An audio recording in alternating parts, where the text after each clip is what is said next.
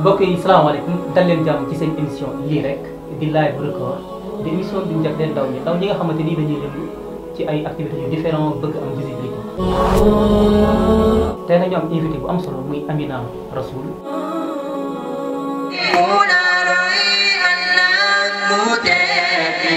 tuddee ko Amina pourquoi Amina Rassoul bi muy Amira. asalaamaaleykum wa rahmatulah wa barakaatuhu. Ismaïla Diop maa ngi lay nuyu di la ziar di julli si Yonent bi sallallahu alayhi wa sallam di nuyu cameraman yi ma fi fekk di nuyu waa Sénégal waa àdduna maa ngi nuyu ñëpp asalaamaaleykum.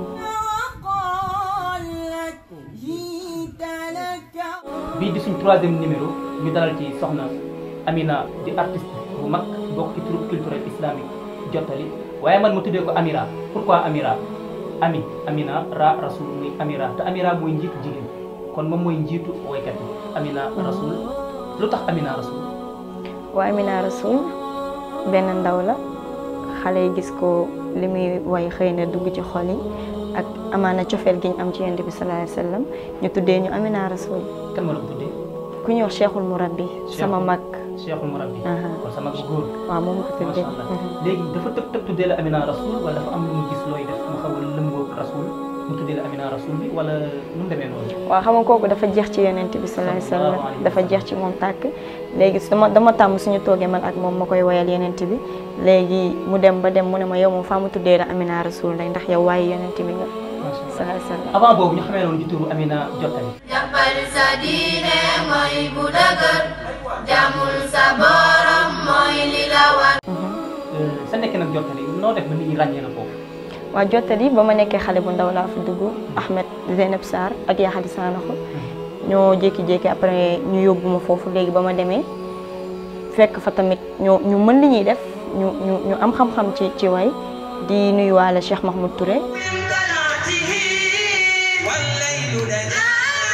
moom moo ma jàngal way nii macha allah ñu dund fa lu neex lu baax aussi ñu ñuy xamal ñooy wayee ak ñooy genre lépp. jubal talent taxaw fas sa kanam ba ngay pare loolu lañ soxla instant yi amul ñu bari 10 minutes la ñu ma xool kan moo si ñàkk fayda bi reetaan wala mu def affaire yu ñàkk fayda ñu génne la range amaam taag amaam taag xam nga moo gën a bon ci maaj ah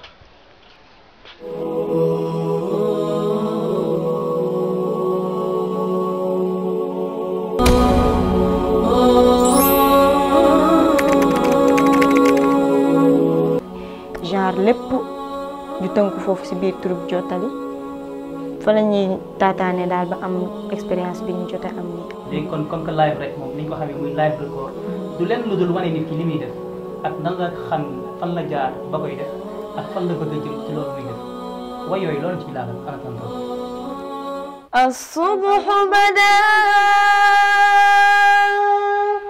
من طلعته والليل دجى من وفرته فاق الرسلا فضلا وعلا آتى السبل لدلالته كنز الكريم عذب الكلم هذه الأمم لشريعته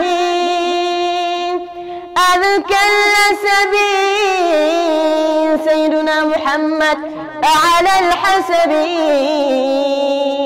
هو خير نبي في أمتي. macha allah loolu moom am na solo ci tàngal baat bi. soxna Amina ñu gis la peut-être en 2008 2007 bi la yaa Xadi di indi ci troupe bi fekk ngeen nekkoon ci scout loolu la ñu dundee scout bi foofu ci Thiaroye. waaw scout bi ni ñu ko fa dundee parce que tamit avant ñuy dem Jottali foofu lañ njëkkee avant ñuy dem Jottali tamit avant ñuy ci scout bi tamit am nañ feneen fu ñu nekkoon Wakam parce que Wakam laa juddoo. ñu nekk fa di jàng ay affaire art ay affaire dessin yooyu. après ba ñëwee Thiaroye ñu dundal ñu scout bi mu dàqal ñu ci lañ nekkoon. ñu concentré aussi tamit yaa Xadi yar ñu ci nàmpatal ñu ci ba ñu mel si nii ñu mel nii tey comme li ñuy def jottali rek. loolu rek lañ fa doon def. léegi scout boobu par kañ ngeen daan daje ci kër yaa xarit ak lu ngeen fa daan def. par weekend par samedi ak dimanche si ngoon. d'accord ngeen fay def ay animation. tonton Youssou moo ñu fa yoroon ay animation ay taalif yaa xam ne ku nekk day xool li nga gën a maîtriser mu jox la ko man maa maîtriser woon way bi mu jox ma way bi Fatima Sanokho sama rakk moo maîtriser woon affaire taalif yi ak yaa xadi ak Ahmed Sarr ñu gérer ko mais Ahmed Sarr moom da doon way da doon taalif. macha allah est-ce que yooyu mi ngi am ba tey. non scout bi xam nga ñi ci bari dañoo dem sëyi. non pas ñi doon defal. mais comme xale yi ñu ko daan defal est-ce que amaat na relève ñoo xam ne ñoo taxaw pour jël xale yi tey di leen jàngal comme ñi ni leen doon jàngal. waaw am na parce que xale yi si boppam ñoom ñoo ko bëgg ñoom ñoo jékki-jékki ñëw suñu kër ne ma Amina dañoo bëgg li dañu bëgg li mais lépp lu may def rek dama koy def ak ndigalu kilifa. yaa xadi xam na li loolu lu baax la. mais bis bu taxawee ne ma jëlaatal xale yi tegaat leen nii ma jëlaat leen tegaat leen si yoon. kon donc loolu amagul. waaw amagul scout bi ñëwaatul. boo xoolee ne fa nga jaaree. pourquoi pas nga amal ko peut-être génne yeneen xale. waaw incha allah yàlla baax na lu jot yomb. yàlla baax na incha allah. Amina ñu gis sa passage ci jottali.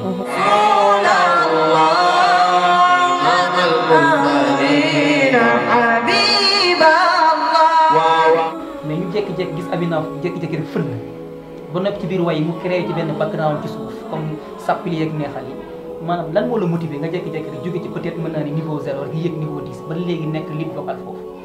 waaw loolu sant yàlla la alhamdulilah xëy na du ñun mais yàlla moo ñu ko jagleel ñu koy sante bu baax a baax a baax te aussi nit ku nekk ci loo nekk ñaan nga yàlla dem ba am foo ci toll. surtout booy gëstu aussi nangoo dégg ndigal nekk ci li nga nekk. loolu moo ñu permettre tey jii ñu am loolu. ak ñi nekk suñu ginnaaw di ñu jàppale. donc yow à part jottali nga daan répété ay répétition individuelle wala boo demee da ngay jël way dafa biir waaye maanaam fan nga jaar ba jékki-jékki rek nekk leader carrément. waaw jaar naa école art nag. d'accord mais yàgguma fa. daa am lu ma fa doon ut rek. dama jàng benn affaire ba sonn mënuma ko après ma dem école art. ñu def ko ci man maanaam la nga doon def ci tur bi rek doyul. mais am na loo soxla moo tax nga dem ci école art. waaw kan moo la xalaat boobu wala nit moo la ko wax wala nga def. sama yaay. d'accord sama yaay moom moo wax loolu mu ne parce que mën nga am bu dee am nga talent dëgg la mais am talent da nga war a dem gëstu tout le temps moom daf ma sonal da ngay gëstu da ngay jàng continuer gëstu ci way bi comme te moom nga bëgg. parce que nit coo nekkee si dara da ngay def loolu noonu loolu ngay def xam ne lii def ma Amina mii def ma bëgg. kon donc yow ndaw. ñi fay jàngee nii boo nekkee ci mbir ak ci mbooloo pour nga mën a jàll il faut yow nga def ay travail individuel maanaam ay répétition individuelle ay xalaat parce que Abdallah Alim keroog ci émission yi wax na lu am solo nee na li tax mu fël mooy. son bi morceau bii nii. allahumma salli wa sallim ala nabil ata bii ñu doon way. bil huda wal karam salatan tadu wa tabqa ila qiyamil anami wa xasul umam foofu la ñu yemoon. man maa ci yokkaat loolu yëpp. d'accord boobu maa ngi gën a nekk ndaw. mais bu leen masaan bindal way day dem dolli ci wala boog mu yeggale ko su ñëwee bu ñu ne ko wayal ni mu def plus mu dem ba remarqué ko kon donc bul jàpp ni lépp ci troupe bi nga ko mën a amee wala lépp ci mboolem nga ko mën a amee day laaj léeg-léeg yow it nga jël say initiative bopp nga dem dolli xam-xam xóotal ci ñeneen ngir boo ñëwee ci mbooloo mi amaat leneen loo xam ne mbooloo mi amuñu ko woon Amina sa relation ak jottali. lu rafet.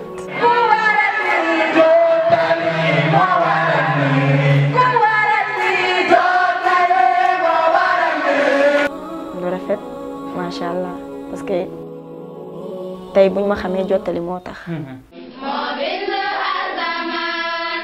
moo bind suuf si. moo bind suuf si. bu ñu ñëpp naan Amina c'est grâce à jottali. mooy kii woon ba ñëpp woonu ko mooy kii jub ba ñëpp seede. di leen remercier ñoo ñëpp artistes yeeg comédiens yeeg waykat yeeg di ci jiital nuyoo bi Mahmoud Touré parce que sonn na ci ñun trop. macha allah jàppale nañu aussi ñu ko ciy sant di ko gërëm loolu daal. jox ñu benn mooy bu la gën a neex ñëpp.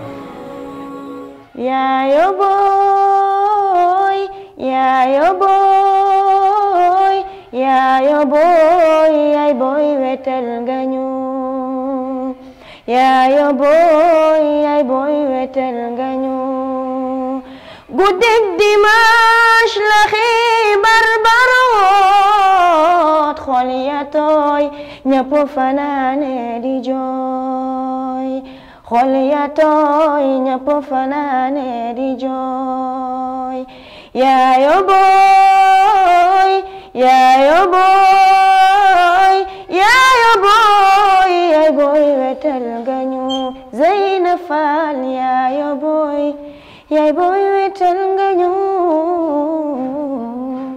macha allah ñu koy ñaanal fa mu nekk yàlla na ko gënal fii. amiin te lépp lu mu fay jëf ci lu baax yàlla na ko yàlla nangu fulal ko jéggal ko ay rëcc-rëccam te nangal ko bépp ñaan ak sarax bu jógee ci kaw suuf. amiin yàlla xel ko àjjana at ko ci yërmande kon ñu koy nuyu au passage famille muy ñoom Ahmed Sarr ak Pape Samba Sarr ak daara bi di wax tamit culture islamique eggee fii soxna Zeynab def na ci rôle bu am solo.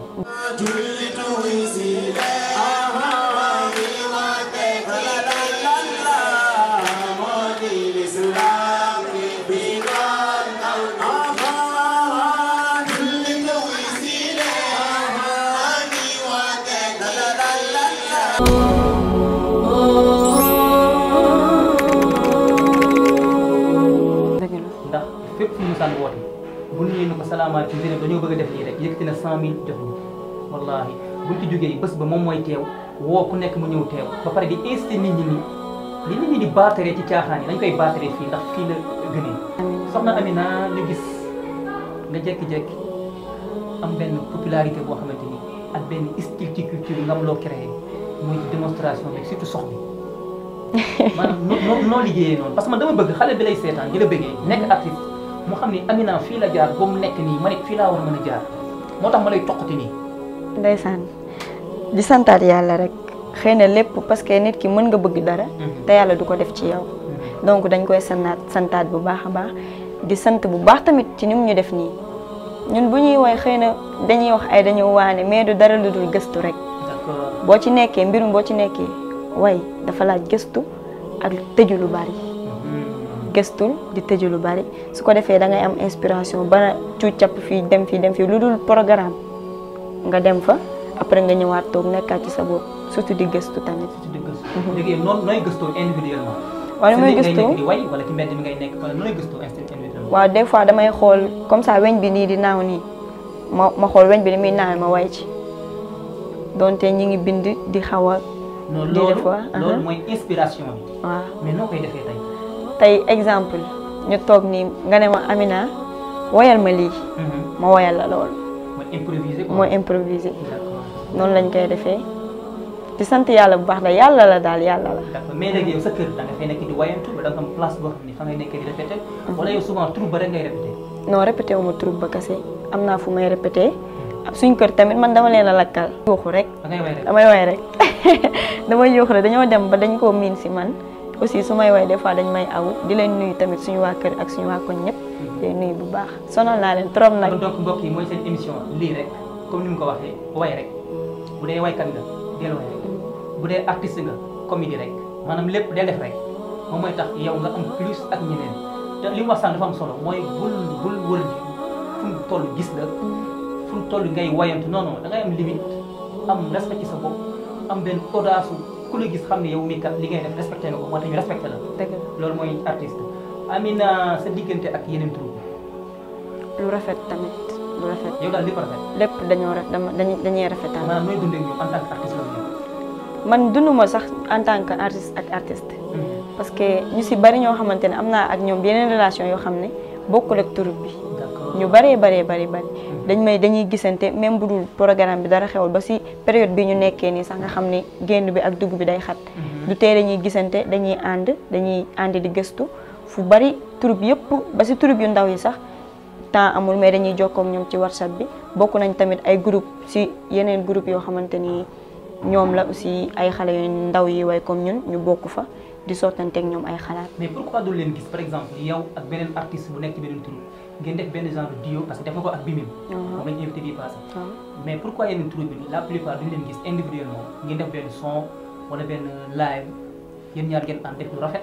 pour wan nit ñi daal ni ñun benn lañ mais souvent koo ci laaj rek danaan la macha allah ñun benn lañ mais amul lenn lu koy symboliser lu nit ñi mën a gis xam ni kat Amina mii kat ak waykat bële def nañ lii ci culture. loolu ci xaar ndigal la wala. loolu dëgg la tamit ndigal mi ngi si tamit waaye lu lépp loo xamante ne da nga koy def te mu baax rek war na nga def ko. tey troupe bu ñu te amuñu problème boobu yaakaar naa ne. tey bu Ismaïla soxlaa Amina pour mu am ànd ak moom son. Amina dafa war a dem def ko. lépp ci ndigal mais tamit bu Amina soxla boo tamit def son ku mel ni ak Ousmane bu Salsabil Amina day dem jël Ousmane ne ko kaay jàppale ma sama son def loolu mais amagul nag mais incha allah yàlla baax na lu jot yomb. Amina ci troupe bi noo ciy dundee est-ce que mi nga koy rëbb maanaam programme yi ngay dem concert yi ngeen di parce que di nga jékki-jékki ñu bokkal la benn 100 000 wala yéen ba léegi fi sabilillah rek. ci lañ dëkk de ñu ngi may bokkal. yaa ngi sañse nga gisee sañse fi muy jógee. waaw sañse nag sant yàlla parce que lii ñu sol nii sama mag bu jigéen moom ko ñawal ndeera ma faal écouter frère moom ko ñawal ne ma maa lay solal yu bari tamit soppee ñoo baax rek di ñu ko defal wax dëgg fa yàlla soppee la rek mais jógewul ci troupe ba amul xaalis. soppe yi ak troupe bi daanaka benn la saa ñoom duñu dem saa ñun tamit ñoom duñu dem. d'accord soppe yi ñuy dundal troupe bi. voilà mais troupe bi tamit dafa def luy dundal. ñi ngi dundal c'est que troupe bi ñi ngi way loolu mooy dundal suñuy soppe. d'accord way boobu ñuy way waaw moo leen di dundal ñuy féexal seeni xol ñoom tamit amuñu audace pour ñëw way ñu mais dañuy jël seen alal di ko def ci ñun. macha allah à part Amina Rassoul Amina ci vie sociale am maanaam à part way bi lan ngay liggéey. tailleur la aussi damay commerce business. da ngay business fooy ñëwee peut-être ku bëgg Amina ñëwal ko ak looy ñëw. waaw tijjeeguñu atelier bi nag mais ñu ngi si kawam. ban commerce ngay def. ay col ay sac ay dàll ay yére jigéen yére góor été yëpp ay fu nekk daal ñu ngi fa. loolu am na solo kon donc di wax ni rek comme li mu wax ni parce que xale yi koo ci laaj danaan la maa ngi way mais maa ngi jàng même en plus sax maa ngi jàng mais maa ngi ut dara kon ça veut dire que ñoom xam nañ fu ñu jëm te xaaruñu fu leen fa yóbbu kon bul jàpp ni adduna bi aar rek nga war a mën a def même boo jàngee ba pare say def aar comme li ma waxoon sànq dem bu école des beaux-arts de formation 3 mois day tax nga gën a yokk sa xam-xam parce que tamit di nga toog ci plateau comme yu mel nii wala ci yenn milieu yoo xamante ni boo amul xam-xam nga yem ci way rek vraiment da ngay xaw a am problème. dëgg la Amina sa diggante ak seen waa kër ak way suñu diggante ak suñu waa kër ñoom ñoo ñu si jàppale bu baax parce que bañ nekkee xale yaa xali saanaxo fu muy dem daf ñuy yóbbu fépp fu muy dem rek si Dakar Sénégal daf ñuy yóbbu moom moo ñu tàmmal affaire bi moo tax n'importe quelle heure boo bëggee dem ne ko yaay damay dem programme mu ne la demal amul problème boobu. ñu ngi siy jàppale bu baax. maanaam ñi diggante ciy judd. waaw mais tey ki toog seetaan la rek bëgg mel ni yow noo koy conseillé. lu ma koy conseillé mu jéem a communiquer ak parent wam rek parce que waajur bu gisee lu baax. da cee war a xiirtal doomam. léegi lu baax loolu tey boo ko doon expliqué mooy lan par exemple comme tey mu jékki-jékki dem ci programme bi lan lu baax laa mën a wane pour samay waajur am confiance ci man. waaw lu njëkk mooy li ngay def nga am ci yar respecté sa bopp ba ku la gis avant way bi sax yow sa jëmm lay njëkk a respecté su ko defee moom bu gisee personnalité nit ki rek xam nit ki nii moom nii la mel immédiatement day bëgg doomam mel comme yow su ko defee après way bi door a ñëw day gën a am cofeel pour doomam def yow li ngay def. maanaam mu respecté muuraay bi. waaw respecté julli bi. waaw liggéeyu kër gi aussi tamit mu respecté ko. parce que tamit mënoo dem programme bàyyi fi liggéey kër gi. dëgg la respecté jàngam bi indi ay résultats. dëgg la gën a respecté ay parents. dëgg la mu xam ne kat kii fi muy jëm am na lu plus ci diineem ci yaram ba kat naa ko bàyyi pour mu dem. waaw Amina may ñu yow a yow li may bëgg a wax yoneen dong laa ko nangul ya rasulillah yawa am naa lu neex gis naa lu neex yoneen bi merci a ginnaaw yàlla moo ñu def ni ya rasulillah yawa Amina tax nga liggéey ci gàttal mooy waa enchaîner indi beneen non jëla beneen rek live la mooy lii rek jëla beneen lii rek inshallah ya rasulallah wa qudwatana lan nadal gharba yudannisuna lan narda أبدا زلتنا يا رسول الله سلة أيد بتماديها قد حفرت قبرا يحويها بما قد رسمت هادينا يا رسول الله يا رسول الله رجل قد جمع الإحسان بالحكمة والصدق زبانا وبه ظهر حق وبانا برسول الله يا رسول الله وقدوتنا لن ندع الغرب يدنسنا لن نرضى أبدا زلتنا يا رسول الله.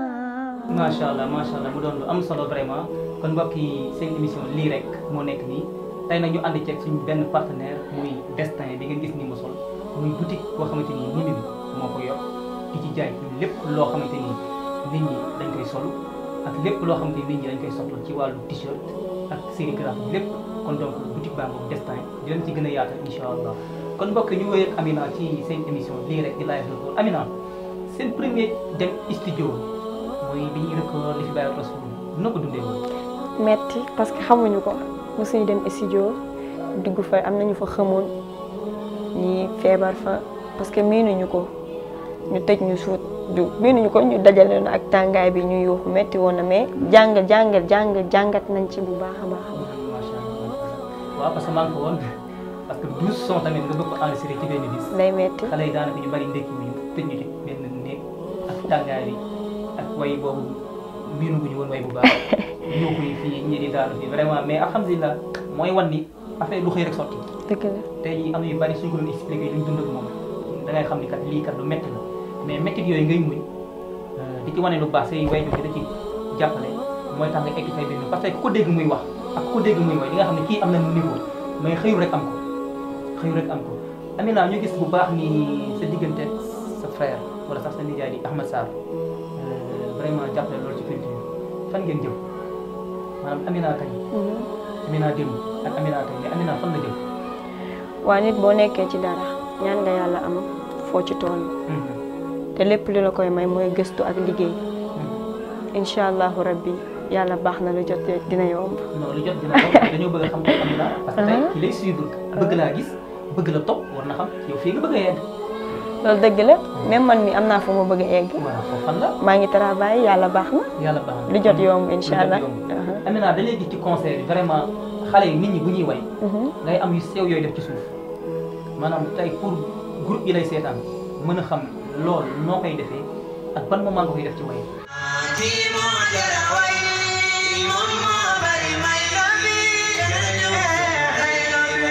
parce que tellement que loolu day riche way bi mooy ay genre nga wan leen loolu lan la ba pare après nga expliqué leen ñoom. waaw loolu mooy cas way. mooy cas ci way. mooy cas ci way. léegi loolu tax ma tey ji mënuñu roy di dem rek. mais bu amee dafa war a am ci suuf.